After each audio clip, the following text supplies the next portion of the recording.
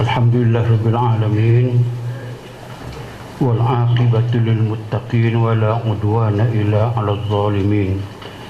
Asyhadu an la ilaha illallah wahdahu la syarikalah, wa asyhadu anna Muhammadan abduhu wa rasuluh. Saudara-saudari yang dikasihi sekalian, kita terus masuk kepada ke-8 pendekat jodoh ataupun peringan jodoh ataupun ikhtiar bagaimana untuk mengatasi masalah yang Allah wujudkan, Allah jadikan dengan hikmahnya. Ada orang yang mudah mendapat pasangan dan ada orang yang agak sukar dan ada orang yang amat sukar. Mudah sangat pun bermasalah, sukar sangat pun bermasalah. Yang kita hadapi itu yang sekira-kira tidaklah sukar sangat dan tidaklah mudah sangat.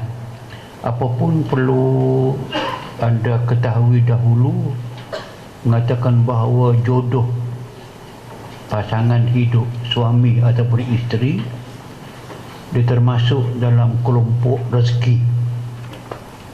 Dia rezeki. Bila rezeki makna dia ada orang yang rezeki dia mudah, lahir ke dunia dah jadi jutawan. Ada orang sampai mati pun miskin.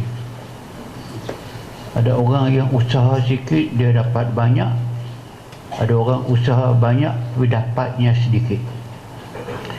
Apapun itulah, Allah yufaddilu ba'duhum ala ba'rin birrizqi. Allah membeza-bezakan, memperbagaikan rezeki manusia. Ada hikmah dia. Sama dengan jodoh ini. Betul, bukan semua orang dapat jodoh. Hatta para anbiya sendiri pun ada yang tidak berkahwin sampai wafat. Di antaranya Isa Al-Masih tidak berkahwin. Banyak para wali yang tidak berkahwin. Macam para sahabat ada yang tidak berkahwin, macam Hanzalah Ibnu Abi Amir, dia tidak berkahwin. Sudah begitu agak lanjut, Nabi suruh dia berkahwin. Dia kata, Rasulullah, tunjukkan kepada aku siapa yang boleh kahwin dengan aku. Nabi cari jodoh kepada dia, itu ikhtiar. Nabi cari jodoh kepada dia, dan Hanzalah telah berkahwin pada siang hari. Malam hari dia tidur bersama dengan isteri dia. Selesai babak pertama, tidur malam pertama dengan isteri dia, sebelum subuh ada musuh yang masuk dalam perbatasan Madinah, yang ada orang memanggil untuk pergi berjihad, hayya 'alal jihad, tiada musuh masuk. Maka Hanzalah ini salah seorang sahabat yang awal-awal dialah menyahut panggilan, bangun, terus ambil pedang, terus keluar pergi berperang, mempertahankan Islam, mempertahankan maruah negara. Dia gugur sebelum subuh, dia gugur dan musuh serang hendak bunuh 3 orang dan musuh lari. Nabi sampai, tengok-tengok 3 orang ini, 2 orang memang tidak payah dimandi, 3 orang tidak payah dimandi kerana mereka mati syahid, dikebumikan begitu sahaja dengan darah. Tapi seorang dari 3 orang itu didapati badannya cuci bersih, basah dengan air koyuk. Sahabat tanya Nabi, ma balu hadha yughsal, kenapa yang ini dimandikan, mengapa yang lain tidak dimandikan? ringkasnya, datang Jibril bagi tahu kat Nabi, hadza Hanzalah ghasilul malaikah. Ini Hanzalah ibnu Abi Amir, dia malaikat yang membawa air daripada syurga mandikan Hanzalah. Mengapa dia dimandikan? Apakah dia tidak syahid? Tak, dia syahid, tapi dia tak sempat mandi junub. Bersegeranya menyahut seruan jihad. Dialah kawan tak pernah kahwin siang tadi, bukan ingat sangat pun, mandi pun subuh. Tapi sebelum subuh orang panggil jihad, dia pergi berjihad, dia gugur jihad. Orang tidak tahu, Allah tahu. Allah suruh malaikat pergi mandikan Hanzalah, mandi junub. Maka malaikat datang mandi junub, tu dia kata hadza ghasilul malaikah. Ghasil, orang yang dimandikan oleh malaikat. Apapun, saya nak balik kepada poin yang besar, tapi maklumat begitu saya sampai mengatakan bahawa bila diikhtiarkan, Nabi ikhtiarkan pula, maka dia berjumpa dengan pasangan hidup dia. Tapi dia hanya boleh menikmati yang nama dia perkahwinan satu malam sahaja. Tapi tak apa, dia akan digantikan oleh para malaikat bidadari, insya-Allah taala. Okey, inilah yang asasnya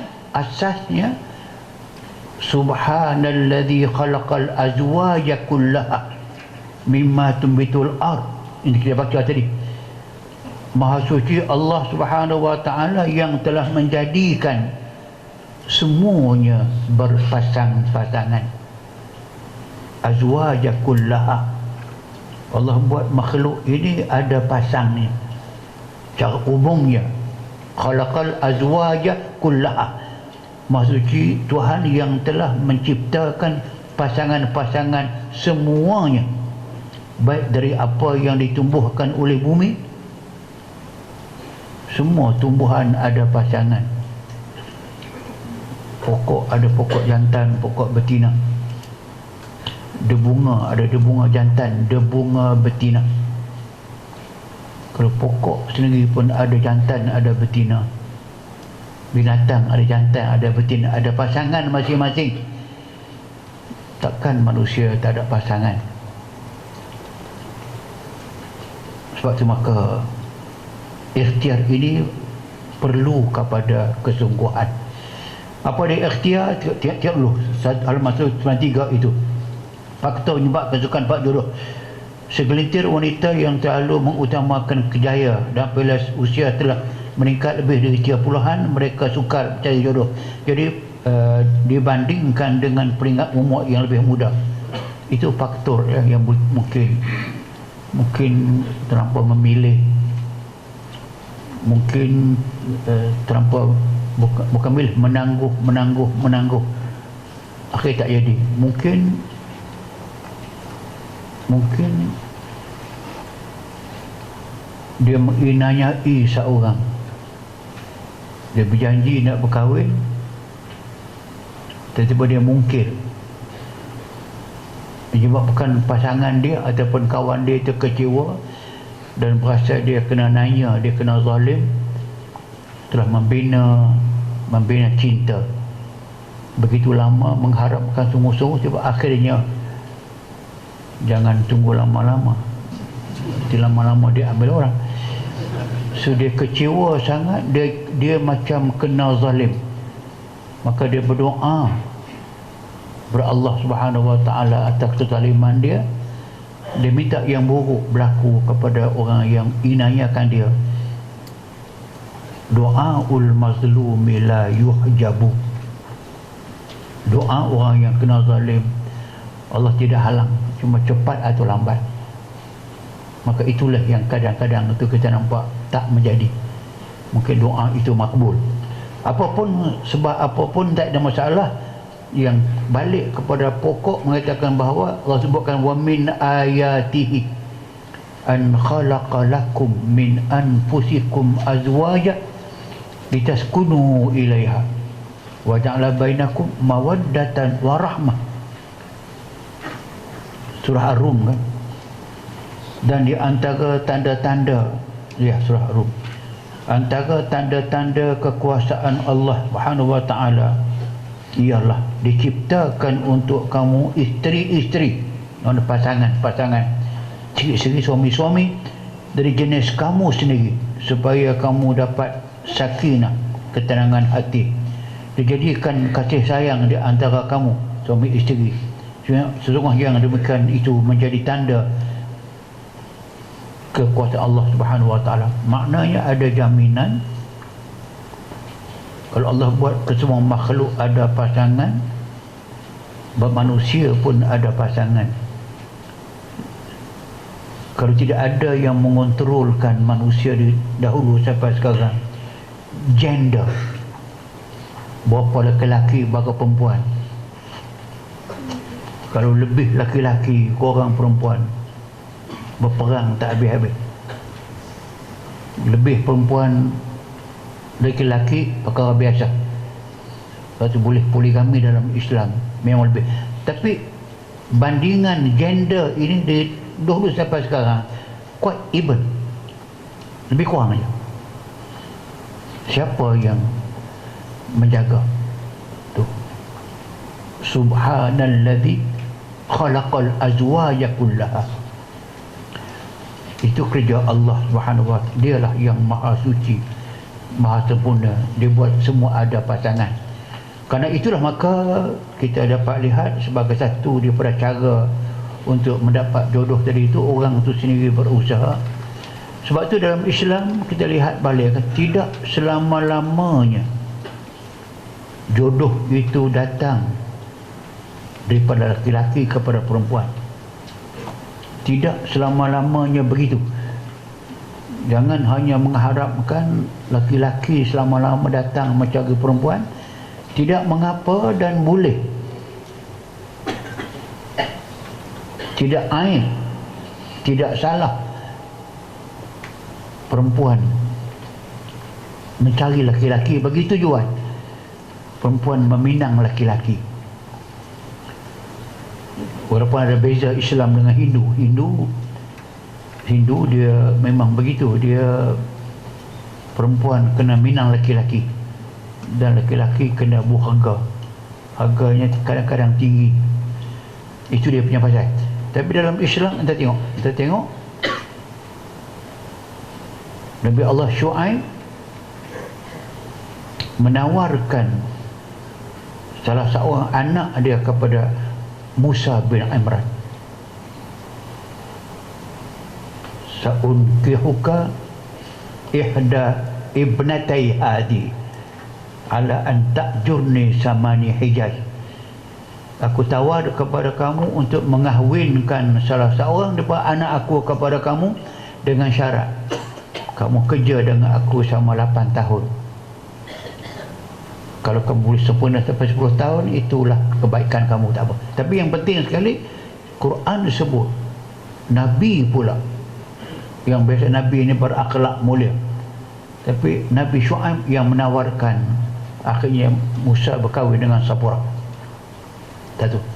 Yang kedua, kita tengok semulia-mulia makhluk Allah,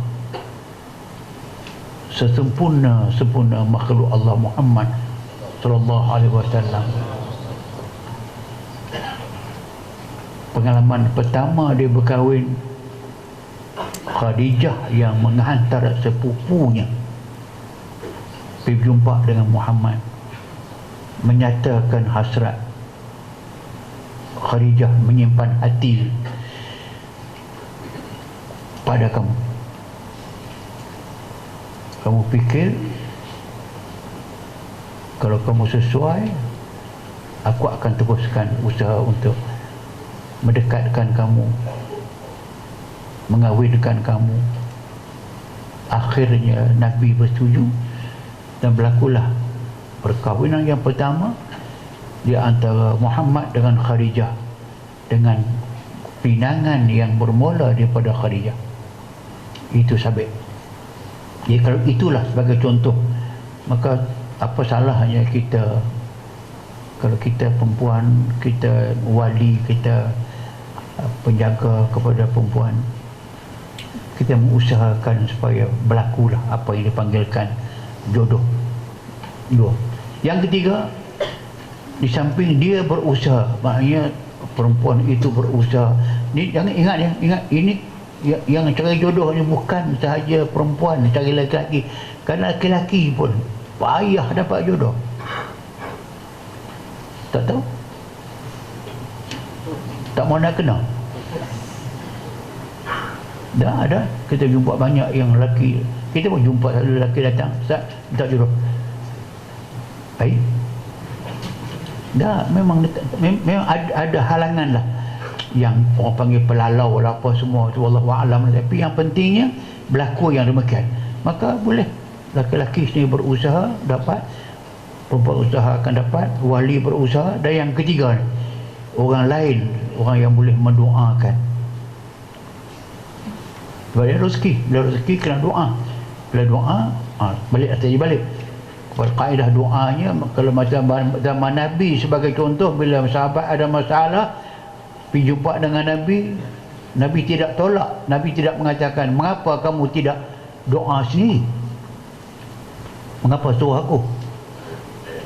Tidak, sebab Quran sebut begitu, walau annahum izzalamu anfusakum ja'uka fastaghfirullaha wastaghfirlahumur rasul wallaha tawwabar rahimah.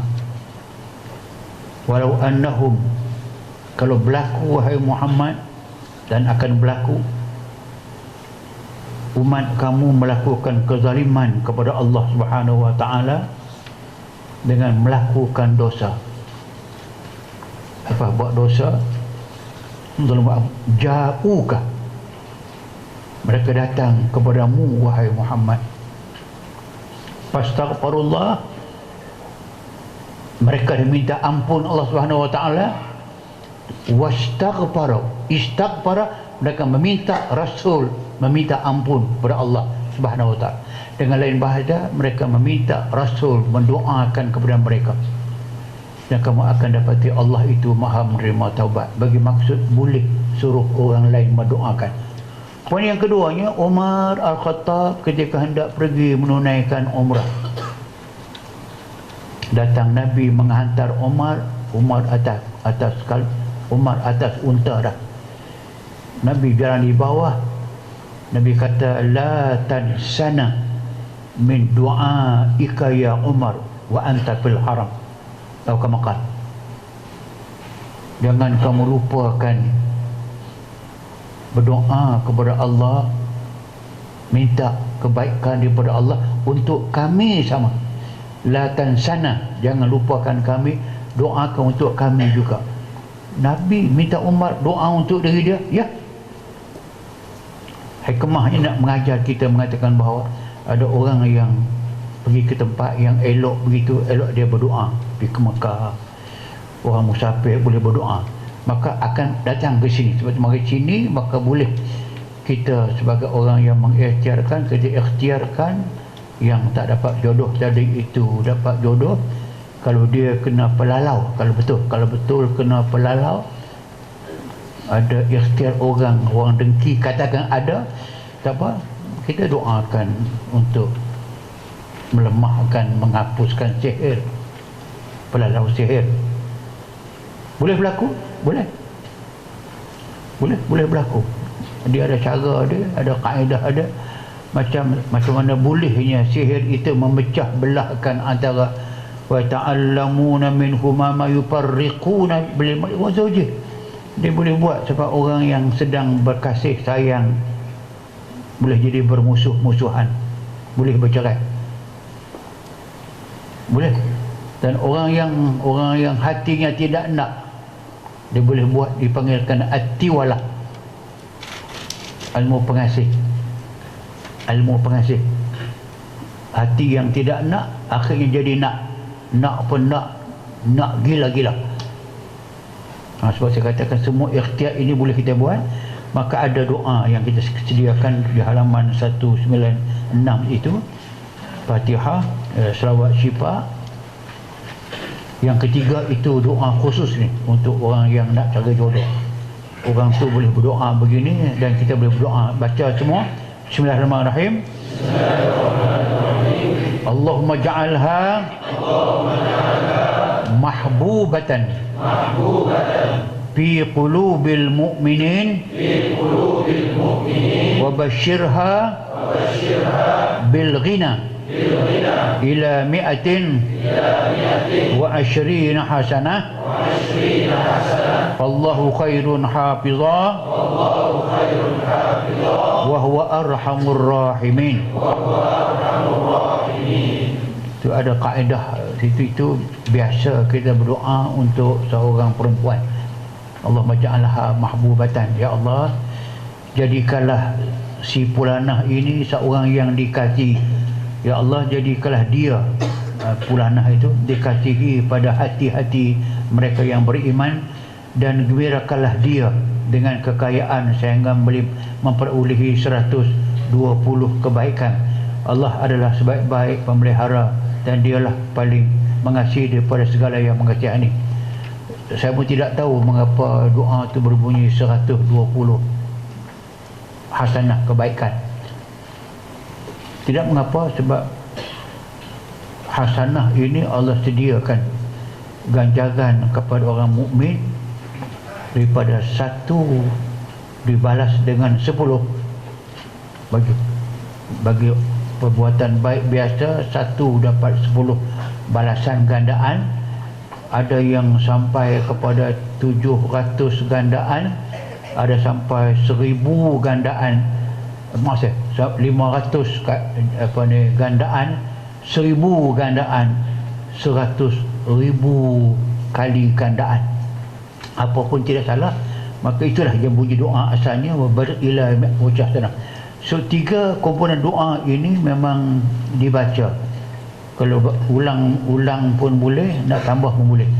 Kalau laki-laki yang datang kepada kita nak buat 2 tu, kalau tengah-tengah tu, Allahumma ja'alhu mahbuban fi qulubil mu'minat, kena tambah, ubah sikit. Tengoklah kaedah yang boleh pakai. Okey, buat air boleh, buat pada bunga pun boleh. Saya dah cek dah bahawa kaedah mandi bunga itu memang kaedah syarak. Dalam buku-buku rawatan Islam yang autoriti yang lebih awal disebut dalam buku-buku itu, wa an yujma azharur rabi'. Azhar rabi' ini bunga-bunga yang wangi pada musim rabi', pada masa musim bunga. Dikumpulkan, diambil beberapa jenis bunga-bunga wangi di musim bunga, memang musim bunga lah, dan digunakan untuk dimandikan perempuan itu dengan air yang kita doakan, yang bercampur air itu dengan bunga-bunga. Di mana yang boleh kita faham mengapa pakai bunga ini? Yang pertama, hendaklah pakai bunga yang hidup, jangan pakai bunga yang telah layu ataupun mati. Mengapa bunga hidup? Semua makhluk Allah Ta'ala buat, khalaqalakum ma fil ardi jami'ah. Semua makhluk di bumi ini Allah buat untuk kegunaan kita manusia. Dan makhluk ini bila kita ambil dia dengan niat yang elok untuk mencari jodoh sebagai contoh, bunga itu pun akan mendoakan kepada Allah, sampaikan hajat kita untuk mencari isteri ataupun suami. Ambil nas di mana? Ambil daripada yang saya sebut dah. Nabi berjalan berjumpa dengan kubur yang tuan punya diseksa. Nabi ambil pisau, potong daun tamar yang hijau. Satu daun tamar yang hijau diambil, dibelah 2 hijau, dipacak satu pada satu kubur, yang kedua pada kubur yang kedua. Sahabat tanya mengapa buat demikian. Nabi kata, penghuni kubur itu diseksa teruk. Pokok yang aku pacak ini akan mendoakan kepada Allah agar diringankan seksanya selagi dia tidak kekeringan, malam yai basah. Hadis sahih. Jadi kalau pokok yang kita ambil dah sah, dah dia mati, pacak pada kubur, dia tahu seksaan penghuni kubur, daun tadi mendoakan kepada Allah. Maknanya dia faham, dia tahu. Yang ini dia faham, dia tahu. Kita buat demikian supaya bunga itu pun tolong mendoakan kepada Allah Subhanahu wa ta'ala. Dia yang tak dapat jodoh, dapat jodoh. Okey, itu dipanggil. Ini cara penyediaan penggunaan bahan tu, jenis bunga. So kita, saya tak tahu kenapa saya tengok orang bawa bunga kat saya tu, bunga tiap ayam pun dia bawa. Bunga orkid. Bau ke bunga orkid? Bunga kertas. Bunga kertas. Dia tak maulah kata tak boleh pakai apa semua kau. Tapi yang nak ambil tu, ambil bunga yang cantik dan bunga yang wangi. Isyarat kepada wangi orang kesemua suka. Dan bunga juga orang kesemua suka. Tak suka bunga ni kera je. Seperti kera dibagi bunga.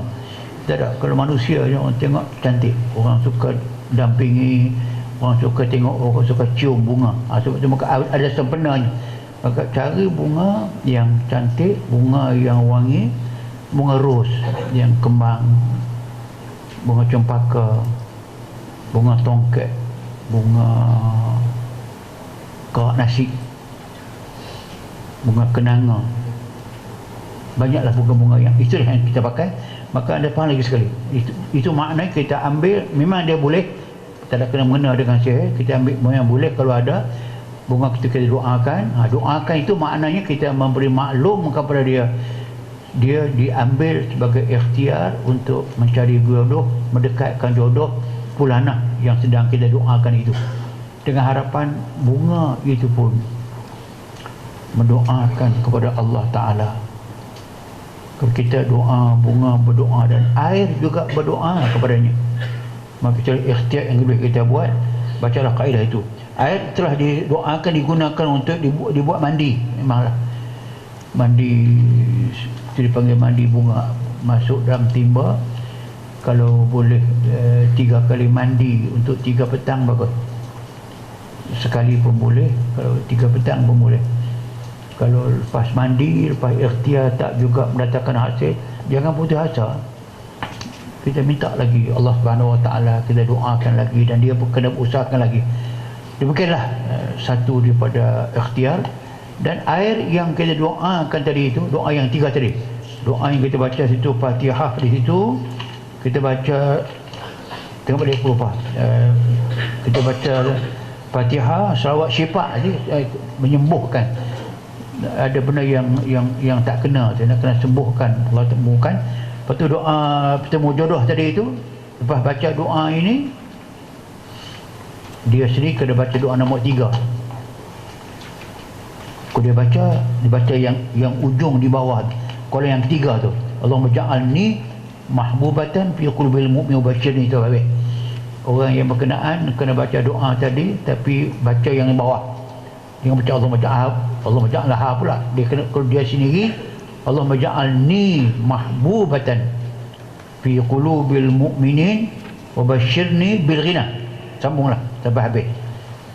Okey, ambil ingatan. So, air tadi itu selain daripada kita gunakan untuk dia mandi, air kita doakan tadi itu, dia kena basuh muka dia bangun pagi, sebelum dia mandi, sebelum cuci gigi, dia cuci muka dia dengan air doa dahulu. Lepas tu baru dia mandi. Lepas tu jika dia nak keluar pergi kerja office ke, kerja bisnes ke, dia minum baru dia keluar. Kena pergi makan kenduri pun sama. Maknanya setiap pagi dia basuh muka dengan air kita doakan tadi. Dia nak keluar rumah dia, nak pergi makan kenduri ke, pergi apa saja, baru dia minum. Dengan harapan doa kita makbul, maka muka yang orang tak nampak tadi ataupun tak berkenan tadi dengan basuh itu, kita minta Allah Ta'ala buangkan yang tidak elok, yang negatif, tinggal yang positif, maka dia akan mudah orang berjumpa dengan dia, mudah orang kenal. Okey, kaedah dan doa merungkai sihir pemenci atau pelalau ini saya sebut tadi. Kemungkinan kita jangan tuduh, jangan mengatakan mungkin dia mengaku bahawa dia kena pelalau, itu orang kata.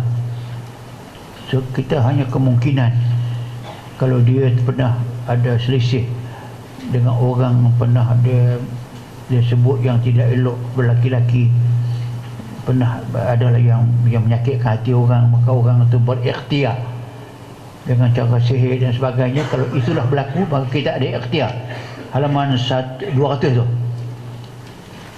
Fatihah, selawat tafrijiyah, selawat yang akan kita rongkaikan, akan merongkaikan kekosotan ataupun rongkaikan kepayahan yang terbelit, yang sukar untuk membuat jodoh. Itu baca selawat tafrijiyah.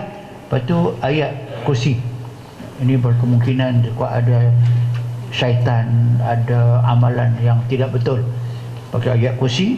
Yang keempat, baca surah Taubah ini, baca semua ya. Bismillahirrahmanirrahim. Lau kana aradan qariba wa safaran qasida lattaba'uka walakin ba'udat alaihimus syuqqah وسيحلفون بالله لو استطعنا لخرجنا معكم يهلكون أنفسهم والله يعلم إنهم لكاذبون. Itu lagi satu surah yang penting, surah An-Nur ni ayat 35 ni baca ya. Bismillahirrahmanirrahim.